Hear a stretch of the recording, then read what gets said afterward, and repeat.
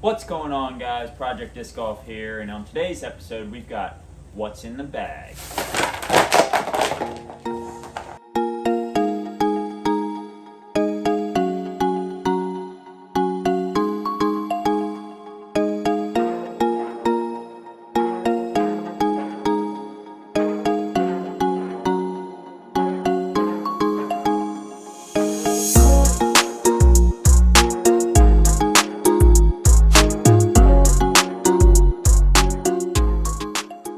All joking aside, guys, this is my bag. It is the Upper Park Rebel. It is still new to me. I had just got it a few weeks ago. I pre-ordered it and it just came in, so I'm still learning all the bells and whistles of it. I just found out today that it has a phone pocket on the top. It's a pretty cool feature. I'd love to find out all the rest of the features before I can share it with you guys in another video. All right, let's get into the bag. First, putting putters. So I use the Latitude 64 Pure in a 176 gram, a 174 gram, and a 173 gram. I have it in the soft. I have two softs and I have one hard. I primarily putt with the soft. Yeah, not much to say about them. I've been using them ever since I started playing. I had an AVR, it was just a little too deep for me. I have some other putters in mind that I would like to try out, but for now, Latitude 64 Pure is where it's at for me, and I love it. So yeah, Latitude 64 Pure. Next, a Latitude 64 Pure. This is my throwing putter. I have this in 158 grams. Really light. I like to have it for just touchy shots, so I don't really like to have it super heavy. I also bought this when I was really new to the game, so I wanted this to be in a lightweight so I didn't have to work really hard to throw it, and also my form was like not where it is now, which is still not good, but better than it was, so now I can over torque this. So this is more for standstills and just a little touchy shots. Yeah, so Latitude 64 Pure. Next, I have a Mako 3. This disc does like it's advertised. It flies straight, it'll fly on an angle, it'll fly on an anhyzer. It does everything.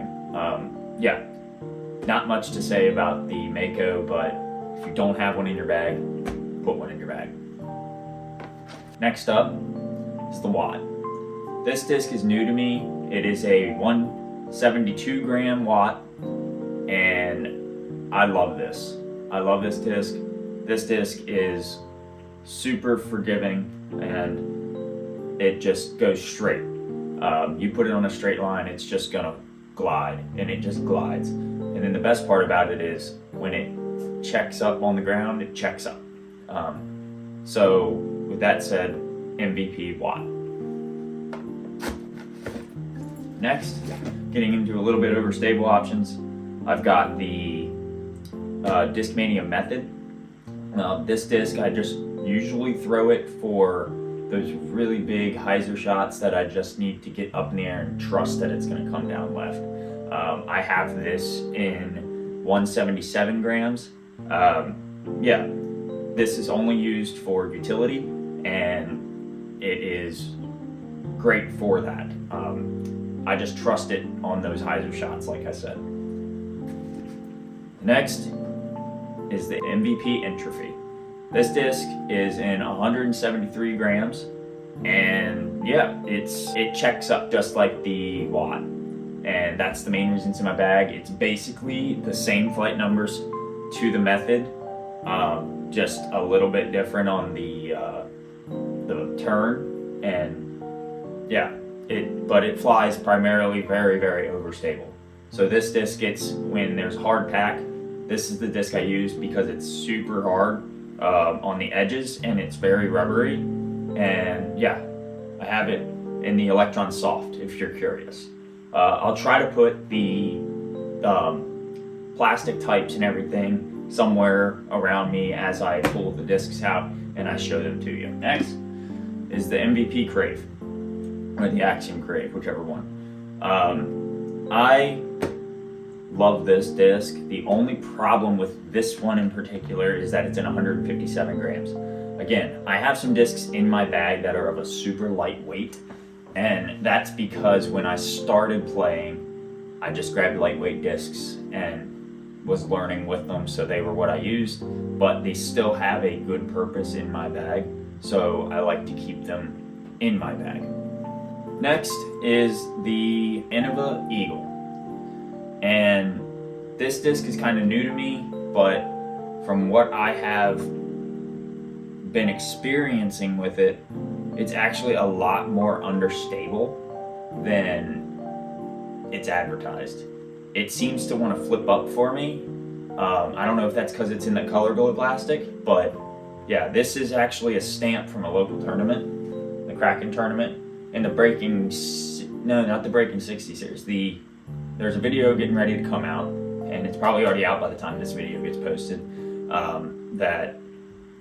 I talk about some of the temporary holes that were put in, and there was like a crack in Mando. Yeah, this is from that tournament. It was a great tournament. If you're in this area to play that tournament, I highly suggest that tournament. That's where I actually got to meet Raven Newsom, and he signed my discs, and that's where I bought the Entropy and the Watt from. So yeah, you get a chance to come out to that tournament, I'll be there next year. Again, I love that tournament, and it's a great tournament. So come on out. Next up is the Latitude 64 Explorer. This is probably in every beginner's bag. If it's not, you should probably get one. I have this in 168 grams, and if you need a disc that is just forgiving to like a newer player, and it's also it's basically a T-Bird, but I grabbed this one first rather than a T-Bird. I actually had a T-Bird from a starter set, and I lost it, so I picked this up, and I'll never go back from it. I have a T-Bird, and I'm getting ready to get to that. But yeah, this is just my trusty, overstable fairway driver. So next is the T-Bird. This is actually a dyed T-Bird that my wife had dyed, which is really cool looking. It is in the Champion plastic, so it's clear. So the dye actually kind of made it look like wickedly awesome. So yeah, it's a T-Bird. Not much to say about it if you don't have a T-Bird. Most people have thrown one at some point. If you haven't, check it out. It's basically a Latitude 64 Explorer. If you have one of those, they're basically the same mold. They fly very overstable. This one is actually more overstable than that one for me. So yeah, I don't use this as much because the Latitude 64 Explorer takes its spot, but if I ever lose that disc, this disc is the one that I will use, so I just keep it in my bag for that replacement. Next up is the Axiom Rhythm. This disc is one of my workhorses.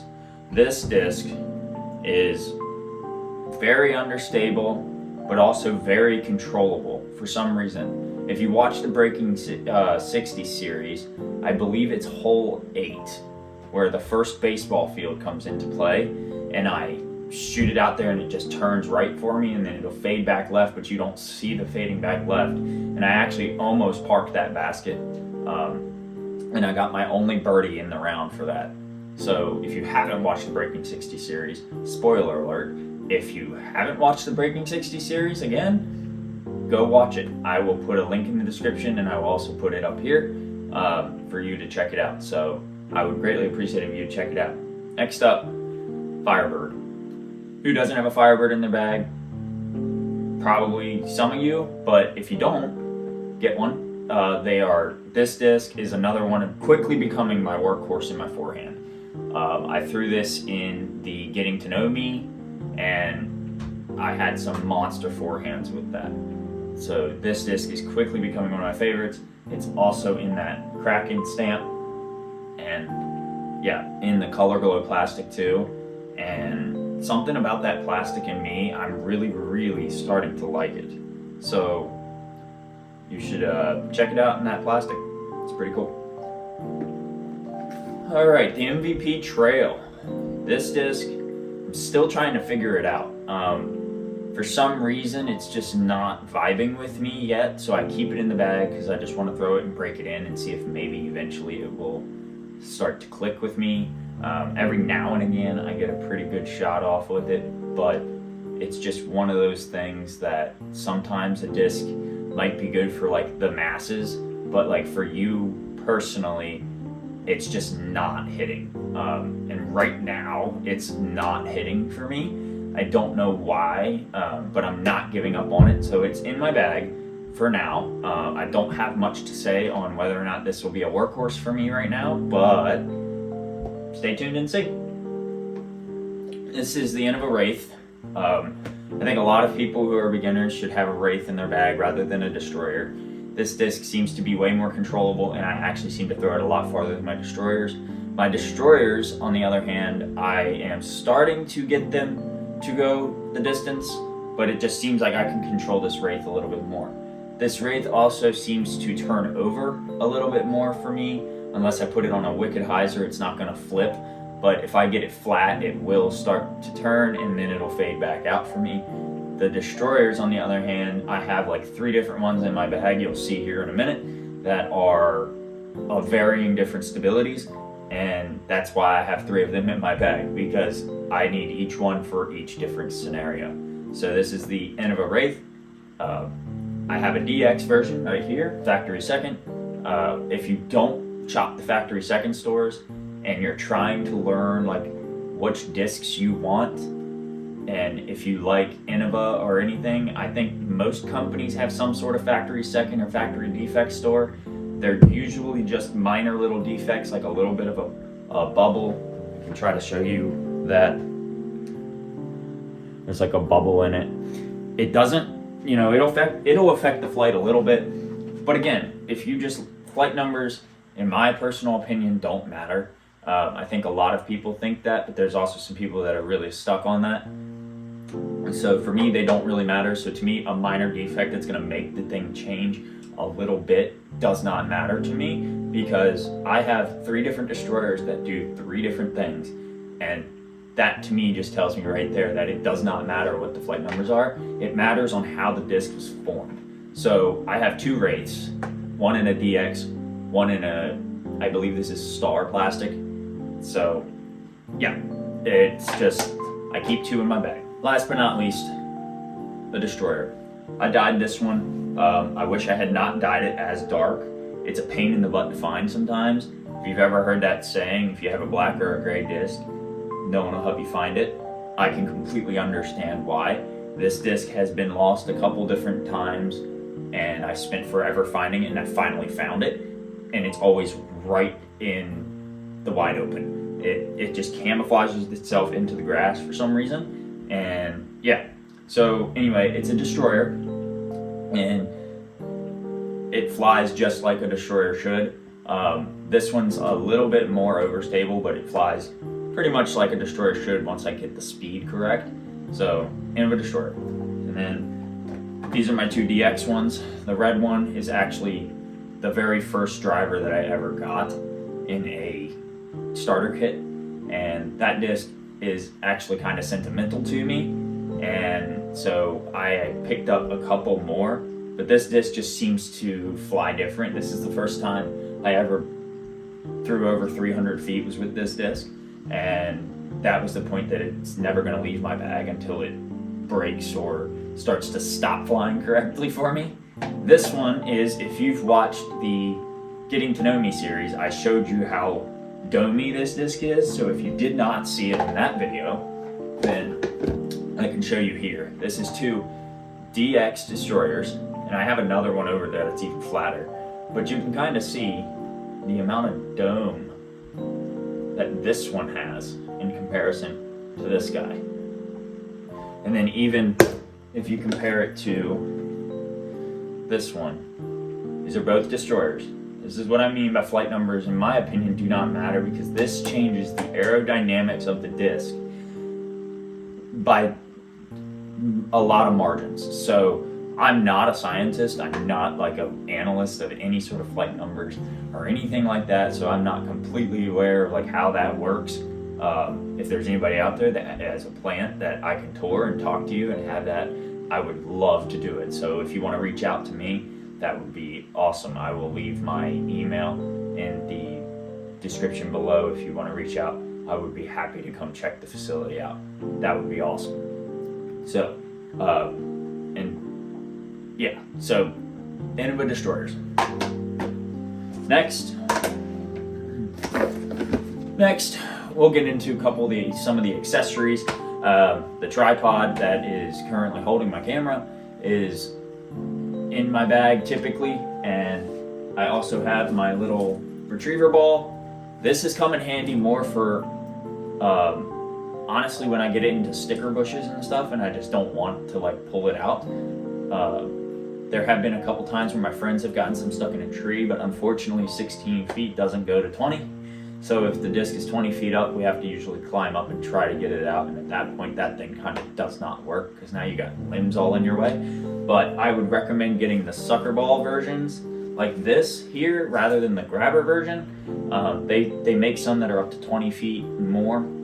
I have, other than the fact of it going up that high, I haven't really, had an issue getting one back from there. And if not, usually the wind will knock it down eventually and somebody will return it. So that said, I got my chalk bag, I've got my towels, I have, like lens cleaning wipes and, basic stuff like that. I don't really carry a whole lot. Got my water bottle, the basic stuff. So all that stuff's kind of boring. I'm gonna go ahead and sign it out here. And if you want to subscribe, and if you'd like to leave a comment down below about any of these discs or any questions you have about these discs, or if you're thinking about getting one of these discs and you want to ask me, about my opinion on whether or not you should get one, feel free to leave a comment down below. I would be happy to respond. If you'd also hit that bell notifications so you can see when I upload. I'm doing frequent uploads. I do not have an upload schedule. It's, with having a newborn baby and a wife, and a lot of life things going on right now, it's kind of hit or miss on when I can record. Right now I'm pumping some content out, and then I could, have a couple of days where I might fall off, or a couple of weeks where I might fall off, but I'm gonna plan on keeping to make content. I love this sport.